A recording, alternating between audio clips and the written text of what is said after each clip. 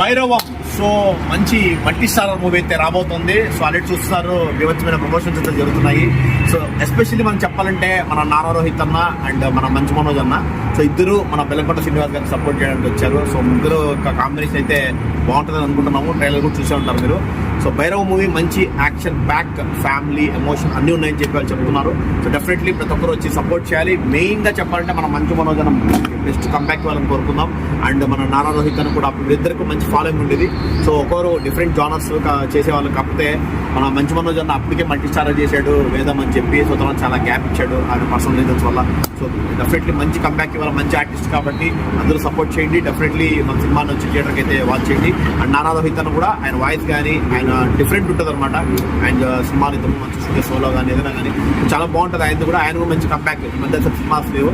So మంచి comeback ఇవ్వాలని కోరుకుందాం. అండ్ బెల్లంకొండ మనోడు శ్రీనివాస్ కూడా ఆల్రెడీ మనం చెప్పబడి చేసి వచ్చారు. బట్ తెలుగులో అయితే కంబ్యాక్ ఇవ్వాలని మనం కూడా ఆశిద్దాం.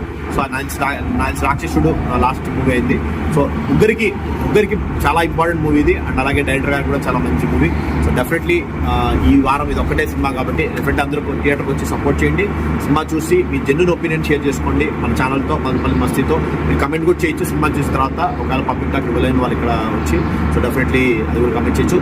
So thank you so much guys. So మా ప్రతి ఒక్క వీడియోకి సపోర్ట్ చేయండి. జెన్యూన్ పబ్లిక్ టాక్ కోసం, మూవీ అప్డేట్స్ అండ్ రివ్యూస్ కోసం స్టే ట్యూన్ టు మళ్ళీ మస్తీ. Thank you so much guys. See you for tomorrow.